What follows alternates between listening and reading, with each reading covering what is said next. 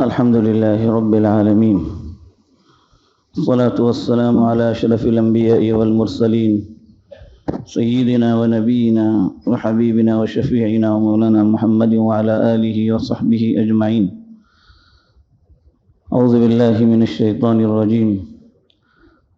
يا أيها الناس إني رسول الله إليكم جميعا الذي له ملك السماوات والأرض. صدق اللہ العظیم.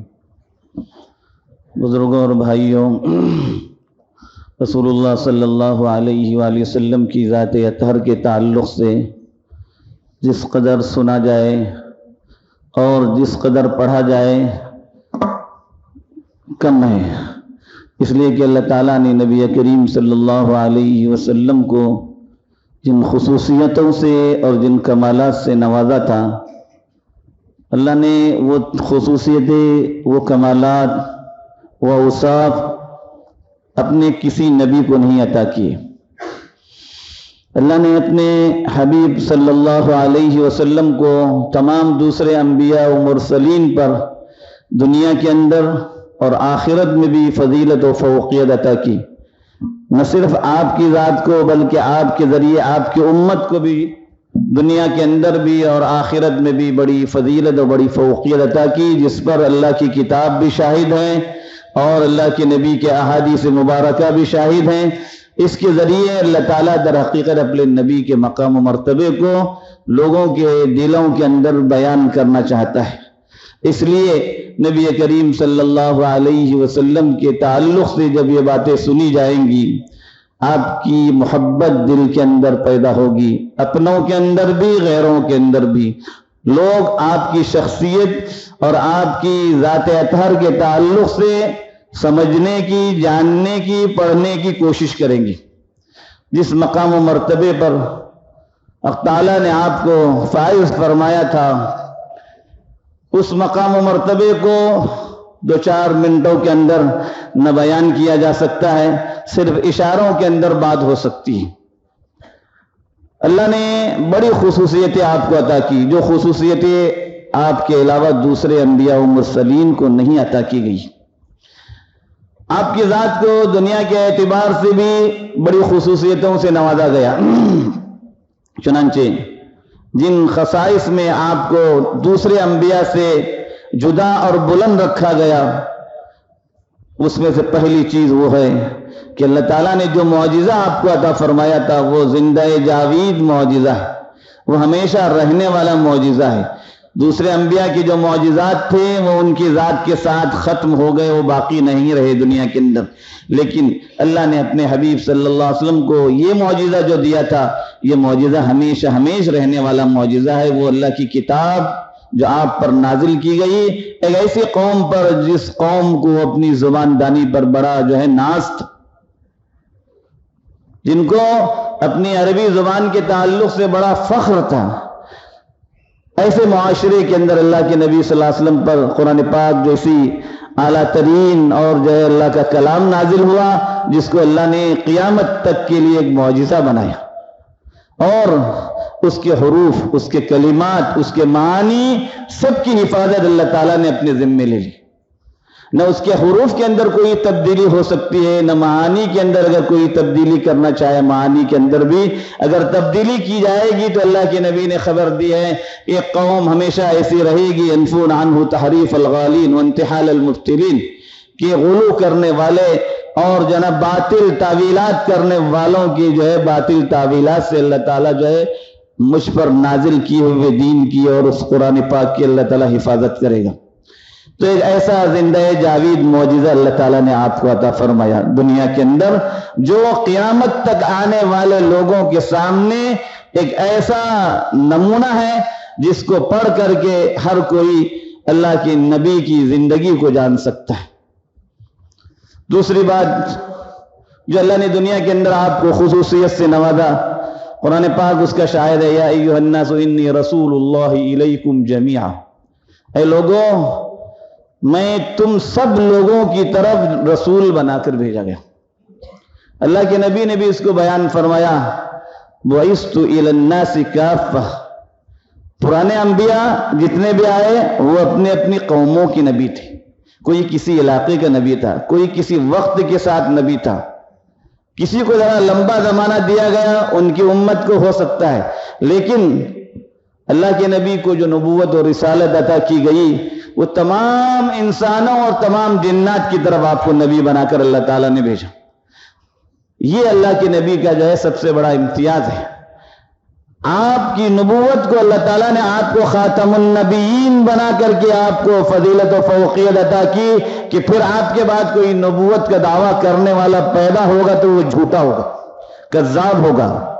اللہ تعالیٰ نے یہ خصوصیت بھی آپ کو عطا فرمائی، اس لحاظ سے آپ سارے زمانے کے لوگوں کے لیے نبی اور قیامت تک آنے والے انسانوں کے نبی، قیامت تک دنیا کے جن جن علاقوں کے اندر لوگ آباد ہوں گے تمام علاقے کے لوگوں کے لیے آپ جو ہے نبی بنا کر بھیجے گئے۔ یہ خصوصیت اللہ نے کسی اور نبی کو نہیں عطا فرمائی۔ بزرگوں اور بھائیوں، خاتم النبیین کا وصف جو آپ کو اللہ تعالیٰ نے عطا کیا کہ آپ کے بعد پھر نبی نہیں آئے، اس نبوت کے مقدس سلسلے کو اللہ تعالیٰ نے آپ کی ذات اطہر پر ختم فرمایا، لہذا ان سب چیزوں پر ایمان لانا ایک مومن کی ذمہ داری بنتی ہے۔ اللہ تعالیٰ نے یہ اور اس طرح کی کئی خصوصیتیں آپ کو دی، جیسے خود آپ نے فرمایا نصرت بالرعب مسیرۃ شہر، بعض روایتوں میں شہرین بھی ہے۔ اللہ نے میرے ذات کے اندر ایک ایسا رعب رکھا ہے کہ دشمن 2 مہینوں کی مسافت پر بھی رہے گا، اس دشمن پر اللہ کے نبی کی ذات کا رعب پڑے گا، قریب آنے میں گھبرائے گا، لیکن جب قریب آئے گا گھل مل جائے گا تو اللہ کے نبی کے اخلاق سے اس قدر متاثر ہوگا کہ ایسی شان پھر کسی کی نہیں ہوئی۔ تو رعب اللہ تعالیٰ نے آپ کی شخصیت میں ایسا رکھا تھا کہ دشمن ابھی اتنی دور کی مسافت پر ہے، ڈر جاتے تھے، کانپتے تھے۔ یہ دنیاوی اعتبار سے اللہ تعالیٰ نے آپ کو خصوصیت سے نوازا۔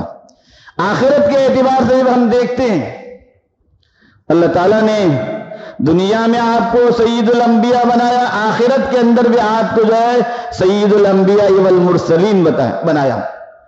چنانچہ اللہ تعالیٰ نے تمام انبیاء علیہ السلام سے جو کام قیامت کے اندر نہ ہو پائے گا وہ اللہ کے آخری نبی ہمارے آقا محمد الرسول اللہ صلی اللہ علیہ وسلم سے کرائے گا، وہ ہے شفاعت عظمیٰ۔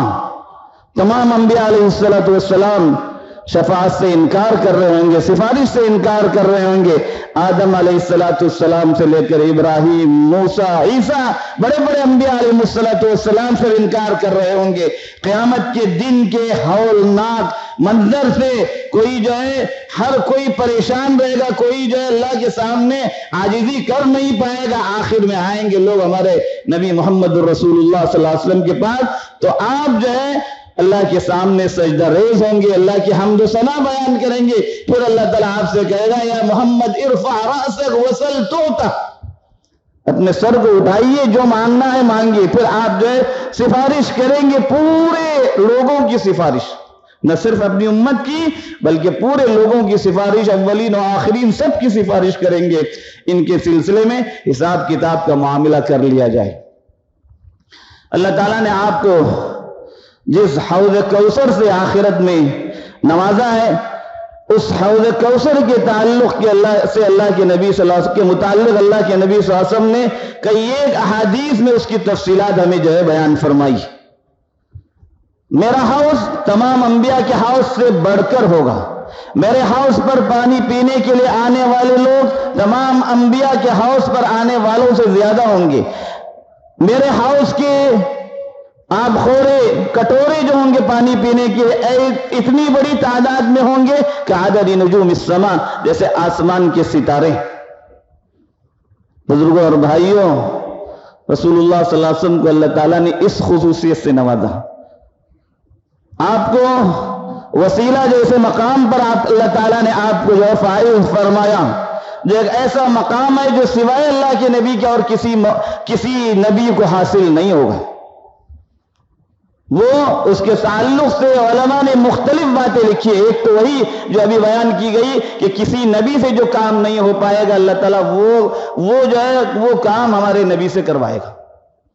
یہ اور اس طرح کی بہت سی جو ہے خصوصیتوں سے اللہ نے دنیا کے اعتبار سے بھی آپ کو نوازا، آخرت کے اعتبار سے بھی نوازا، اور آپ کے ذریعے اس امت محمدیہ کو بھی اللہ تعالیٰ نے دنیا کے اندر بھی بہت سی خصوصیتوں سے نوازا، آخرت میں بھی بڑی خصوصیتوں سے نوازا۔ اللہ تعالیٰ نے اس امت کو سب سے افضل ترین امت بنایا۔ تمام انبیاء کی امتوں کے مقابلے میں اللہ کے نبی کی امت کو سب سے افضل ترین امت بنایا۔ اللہ تعالیٰ نے اپنے نبی کے ذریعے اس امت کے لیے مال غنیمت کو حلال قرار دیا۔ دوسرے انبیاء علیہ السلام کے لوگ جنگوں میں جاتے تھے تو مال غنیمت ان کے لیے حلال نہیں تھا، جمع کیا جاتا تھا، آسمان سے ایک آگ آتی تھی، اس کو جلا کر کے ختم کر دیتی تھی، لیکن اس امت کے لیے مال غنیمت کو حلال کیا۔ احلت لی الغنائم، میری خاطر اللہ نے میری امت کے لیے مال غنیمت کو حلال بنایا۔ چنانچہ وہ مال غنیمت جو قبضے میں آتا ہے مسلمان فوجیوں کے، اس کے امیر کو یہ حکم ہوتا ہے کہ وہ اس کو جو ہے تقسیم کرے لوگوں کے اندر۔ اسی طرح سے اللہ تعالیٰ نے اس امت کے لیے جو خصوصیت دنیا کے اندر عطا کی ہے، جعلت لی الارض مسجدا وطہورا، اللہ کے نبی نے فرمایا میرے ذریعے اللہ نے میری امت کے لیے زمین کے چپے چپے کو طہارت اور جائے نماز بنایا۔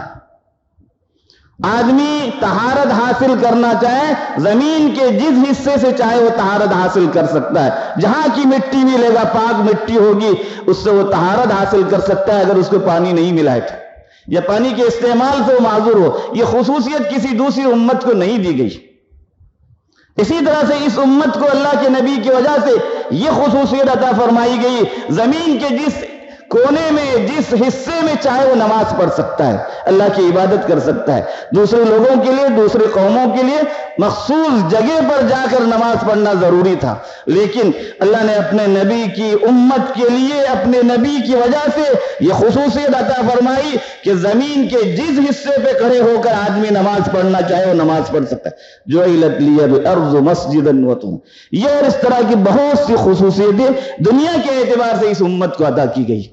آخرت کے اعتبار سے اللہ نے اپنے نبی کی وجہ سے اس امت کو جو خصوصیت عطا فرمائی ہے، سب سے پہلے جنت میں جانے والی امت اللہ کے آخری نبی کی امت ہوگی۔ سب سے آخر میں آنے والی یہ امت سب سے آخری امت ہے، لیکن جنت میں سب سے پہلا داخلہ اللہ کے حبیب پاک صلی اللہ علیہ وسلم کی امت کا ہوگا۔ اسی طرح سے اس سے بھی بڑھ کر یہ ہے کہ یہ امت اللہ کے نبی کی امت، ہم اور آپ، ہم سے پہلے گزرے ہوئے اللہ کے نبی کے امتی، ہمارے بعد آنے والے اللہ کے نبی کے تمام امتی سابقہ انبیاء اور ان کی امتوں کے سلسلے میں گواہ ہوں گے۔